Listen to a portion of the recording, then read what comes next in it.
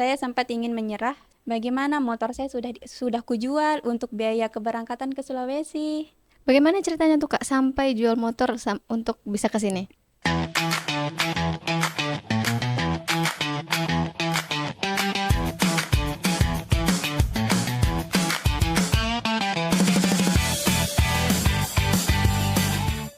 Assalamualaikum warahmatullahi wabarakatuh. Halo Sobat DNM, kembali lagi bersama saya Arvainita dalam program Mahasiswa Inspiratif hari ini. Nah, Sobat DNM, menjadi seorang mahasiswa bukan hanya tentang datang ke kelas, mengerjakan tugas, lalu lulus begitu saja. Di balik proses perkuliahan, ada perjuangan, pengorbanan, rasa lelah, bahkan momen ingin menyerah yang sering kali dirasakan setiap mahasiswa. Namun, semua itu menjadi bagian dari perjalanan untuk bertumbuh, belajar, dan mempersiapkan diri menuju masa depan. Menyelesaikan kuliah juga bukan hal yang mudah, dibutuhkan semangat, konsistensi, manajemen waktu, serta tekad yang kuat untuk bisa bertahan sampai akhir dan meraih hasil terbaik. Dan di episode kali ini kita akan berbincang bersama sosok inspiratif yang berhasil melewati semua proses tersebut hingga meraih predikat sebagai lulusan terbaik. Ada Kak Endang Sopiana SPD yang merupakan lulusan terbaik institusi jenjang sarjana tahun 2026 dengan predikat lulus cum laude IPK 3,98 serta terbaik 1 jurusan tarbiyah dan keguruan dari program studi pendidikan agama Islam STAIN Majene. Kita akan mendengar nih bagaimana sih perjalanan, tantangan dan motivasi selama menjalani dunia perkuliahan. Baik, langsung saja kita sapa. Assalamualaikum Kak. Waalaikumsalam. Bagaimana kabarnya Kak hari ini? Alhamdulillah baik. Alhamdulillah. Nah, sebelum kita mendengarkan nih perjalanan Kakak selama kuliah, sebelumnya apa sih Kak motivasi Kakak hingga memilih untuk berkuliah? Motivasi saya, kan saya sebagai anak pertama harus menjadi contoh bagi Ya. adik-adik. Dimana walaupun kuliah jauh-jauh, harus untuk semangat, belajar, dan jangan menyerah. Nah, Terun- ya. Teruntuk diri saya sendiri sudah bertahan sejauh ini. Gitu. Nah, setelah mau memutuskan kuliah nih Kak, kenapa bisa sampai ke STAIN Majene pilih kuliahnya nih? Ya. Eh, pada waktu itu saya beberapa kali mendaftar kuliah di perguruan tinggi yang berada di Pulau Lombok, tapi saya sering sering gagal, sering tidak lulus, entah itu jalur SMBPTN Mandiri. Iya. Saya pada waktu itu pada tahun 2021 kan saya sudah lulus SMA. Ya. Ya, saya mendaftar di situ jalur mandiri dan SMBPTN kalau bahasanya, kalau jalur negeri yang kayak Universitas Mataram, tapi saya tidak lulus. Kemudian saya mendaftar di Universitas Islam Negeri Mataram yang berada di Pulau Lombok. Saya tidak lulus lagi. Oh ya, jadi banyak Mm-mm. kegagalan dulu ya Iya. Kak. Nah, Terus Kakak sendiri tadi disebutkan bahwa bukan dari jauh ya Kak. iya, Kakak aslinya dari mana nih? dari Lombok NTB. Lombok. Nah, Iya. itu kan termasuk bukan itu kan jauh sekali dari Sulawesi nih Kak. Iya. Kenapa akhirnya memilih berkuliah jauh sekali sampai ke Sulawesi? Iya, kenapa saya ingin berkuliah di Sulawesi? Karena kebetulan kan ada bapak saya di sini, sudah berdomisili di sini kan. Saya sebagai anak pertama, baru 10 bulan saya ditinggal sama bapak. Dari Lombok ke sini. Saya tidak pernah ketemu bapak kandung saya selama 20 tahun kalau nggak salah. Umur saya itu pas semester 1 saya tidak pernah ketemu bapak saya, makanya keputusan saya ingin berkuliah di sini di Iya. Sulawesi Barat biar bisa ketemu sama orang tua. Kemudian sesudah saya sampai di Pasangkayu, Iya. saya mencari-cari informasi kan saya kan ahlinya saya mau kuliah di Universitas Islam Negeri. Iya. Saya mencari-cari informasi, ya ketemulah STIN Majene. Kemudian saya juga pengen mengambil program studi pendidikan agama Islam. Nah, saya mencoba mendaftar. Alhamdulillah saya lulus Saya lulus di program studi pendidikan agama Islam. Kemudian setelah itu saya hubungi kontak yang tertera pada pamflet pada waktu itu. Iya. Mm-mm. Oh, jadi dapat informasinya tuh cari sendiri ya, Kak? Iya, cari sendiri, browser sendiri di Google kalau nggak salah. Oh, cari universitas Islam yang ada di Iya, Sulawesi. iya Akhirnya ketemunya. ketemulah Stein Mm-mm. Majene. Nah, awal di sini, Kak, awal proses mendaftar itu sendiri. Mendaftar sampai masuk ke ospeknya sendiri. Sendiri. Kan eh, dulu kan ada namanya wawancara Ya. BTQ. Saya tidak langsung ke sini. Saya semuanya online. Oh, karena jauh ya, Iya, Kak? karena jauh karena saya sudah di Pasangkayu. Kemudian kalau kalau saya mau ke sini tidak ada saya kenal siapa-siapa. Mau Kak mengekos di mana? Ya, jadi mandiri dulu lihat online ya, Kak? Online semua, tes tes ujian, tes tulis, tes wawancara, apa juga itu.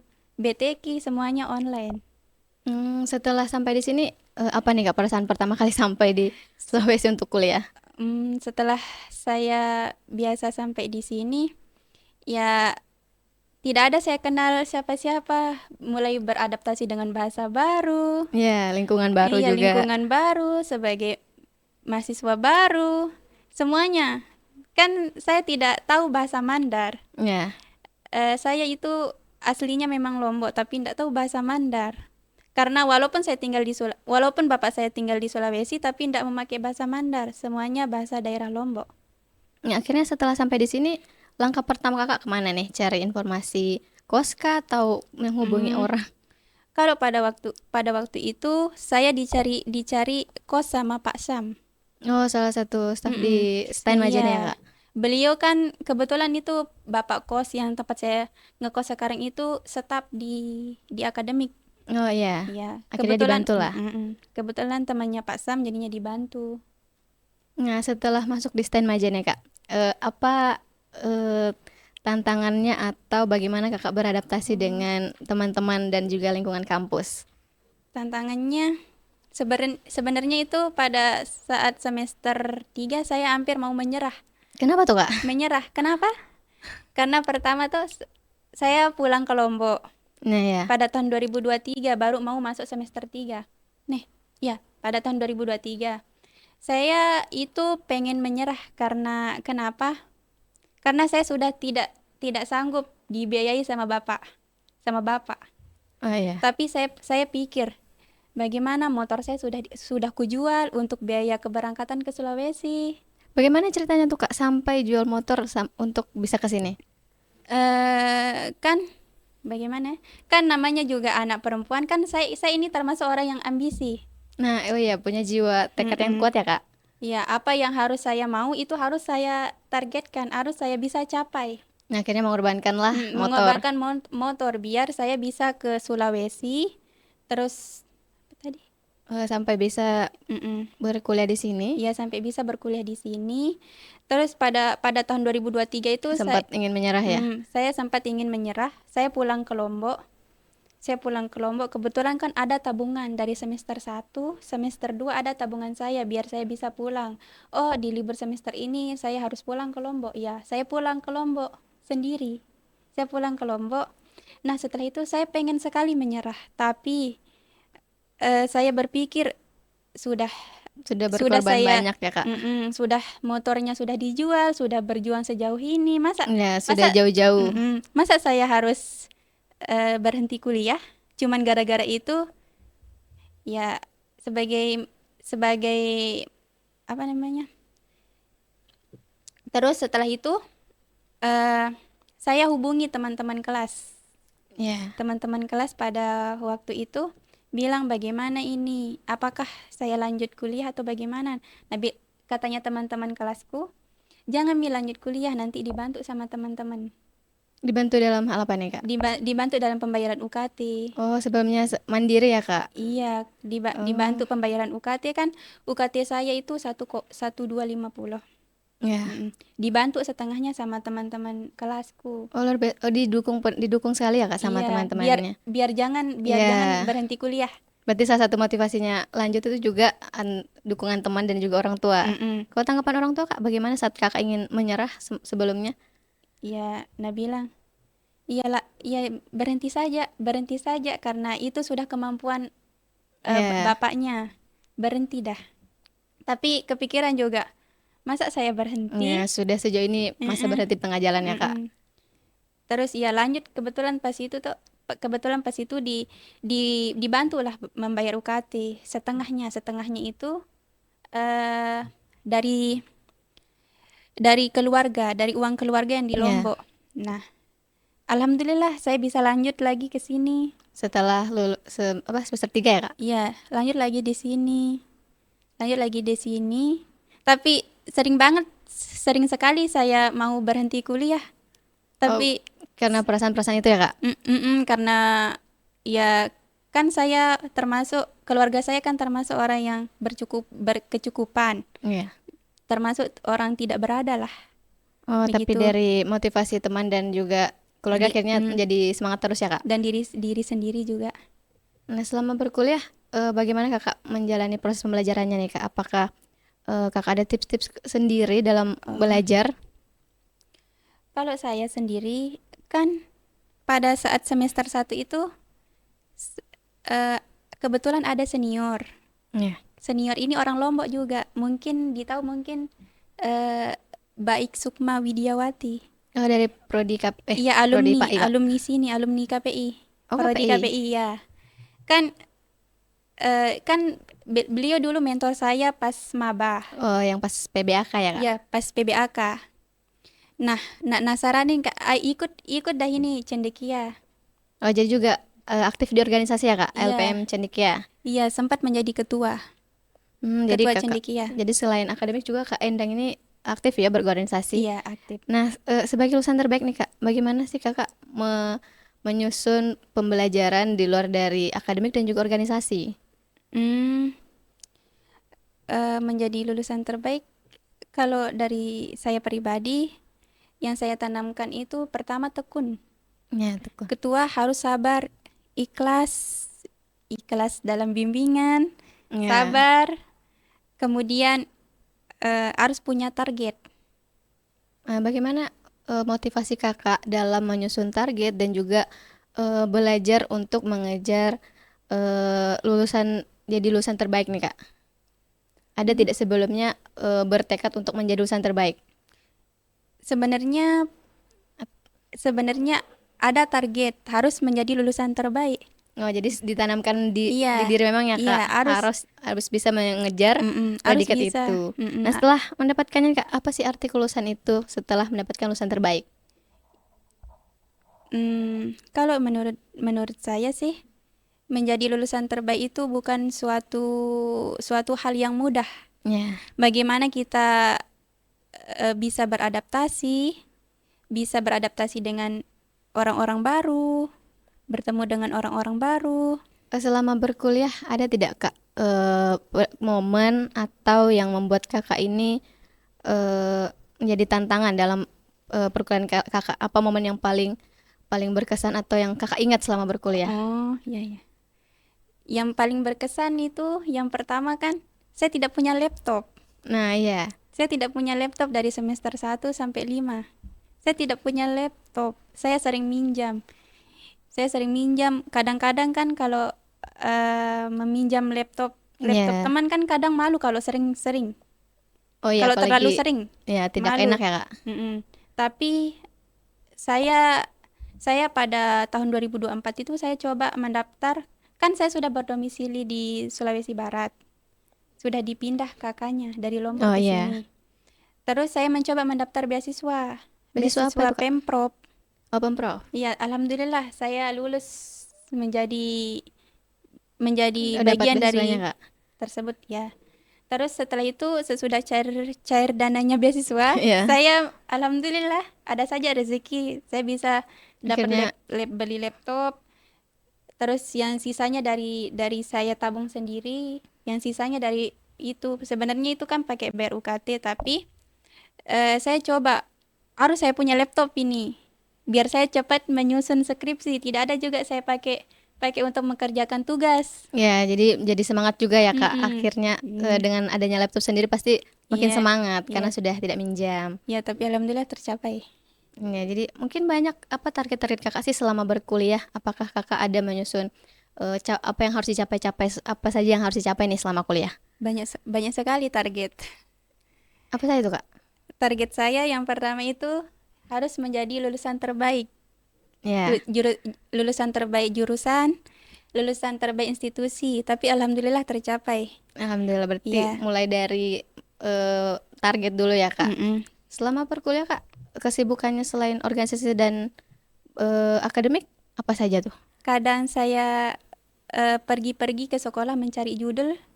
Oh, jadi aktif cari judul dari kapan tuh, Kak? Aktif cari judul itu dari semester 4, 5, 4 dan 5. Oh, jadi Kakak ini tipenya yang sudah menyusun ya, Kak? Maksudnya dari awal perkuliahan itu sudah menyusun eh, Cuma target-target Kakak. iya, saya menyusun target itu dari semester 1. Banyak sekali target. Bagaimana sih, Kak, menentukan atau kita menentukan target, metode pembelajaran kita supaya kita ke depan itu tidak pusing? Kakak sendiri bagaimana tuh? Iya, yang pertama sudah tadi Iya, 2. iya. Yang ketiga harus publish jurnal. Oh, tercapai nih, Jurnal Kak? Sinta 5. Sudah di Alhamdulillah tercapai. Masya Allah. Tercapai Sinta 5 kalau nggak salah. Kemudian harus setiap setiap per semester itu harus IPS-nya 4,0. Alhamdulillah. Tercapai nggak, Kak? Tercapai di Ya. semester 1, semester 4, 5, 6. Nih, 5 nih semester 1, 4, 5 dan 7. Tercapai. Semester 2, 3 sama 6 enggak tercapai Mi. Nah, dalam sampai mendapatkan IPK tinggi dan juga belajarnya tuh bagaimana sih, Kak? Apa metode belajar Kakak sih selama ini, selama berkuliah? Kalau saya belajar tipe saya itu tipe belajarnya harus melihat video. Oh, Video dulu. ya. Audiovisual ya, Kak? Audio visual. Kalau kalau mendengar-dengar saya lama masuk. Oh ya, jadi Harus tipenya tipenya nonton ya. Terus audio apa visual. yang Kakak tanamkan sih selama pembelajarannya? Kakak kan kalau setiap belajar itu apa yang bagaimana cara Kakak, metode Kakak atau mungkin ada target setiap minggu belajar berapa jam? Setiap misalnya kalau ada jadwal presentasi makalah, saya belajar malamnya. Oh iya. Kemudian nih, Kak, eh, hingga Kakak bisa menjadi lulusan terbaik. Mm-mm. Apa yang Kakak lakukan sebelumnya selain belajar dan juga menyusun target? Apakah ada hal lain yang mendukung Kakak hingga menjadi lulusan terbaik? Kan saya seperti yang sudah saya sebut tadi Ya, sebagai anak pertama dan menjadi kakak pertama bagi adik-adiknya. Ya, bagaimana menjadi seorang seorang kakak? jadi Eh, terus ditanamkan ya, Kak. Ditanamkan harus belajar, rajin belajar. Setelah lulus nih, apakah Kakak sudah menyusun juga sebelumnya target-target setelah lulus dari kuliah? Iya, sudah sebagian. Apa saja nih, Kak? Target Iya, target-targetnya. eh, harus harus lanjut S2. Sekarang sementara lanjut, Kak, Sementara mengurus pendaftarannya. berkuliah di Di STAN sini Nasional, Kak. Stand Majenik lagi. Prodi apa, Kak? Prodi Pendidikan Agama Islam. Terakhir nih, Kak. Apa motivasi Kakak nih untuk teman-teman mahasiswa yang saat ini masih berjuang menyelesaikan kuliahnya? Ya. Teruntuk teman-teman yang masih menjadi mahasiswa, tetap semangat, tetap berjuang, jangan menyerah. Karena walaupun cepat ini, karena kita harus menyelesaikan kuliah itu, siapa yang bisa bertahan sampai akhir? Janganlah terburu-buru karena setiap orang itu berbeda-beda. Masya Allah, luar biasa sekali ya cerita dan motivasi yang dibagikan hari ini. Nah, dari podcast ini kita belajar bahwa kesuksesan tidak datang secara instan, tetapi memiliki proses panjang, kerja keras, doa, dan konsistensi tentunya. Terima kasih banyak untuk Kak Endang yang sudah hadir dan berbagi cerita inspiratif bersama kita. Semoga pencapaian Kakak dapat menjadi motivasi bagi banyak mahasiswa lainnya. Dan terima kasih juga kepada teman-teman yang sudah menonton podcast Mahasiswa Inspiratif episode kali ini sampai akhir. Jangan lupa saksikan terus podcast inspiratif dengan tema yang menarik dan insya Allah penuh manfaat. Saya Renita selaku host pamit undur diri. Wassalamualaikum warahmatullahi wabarakatuh.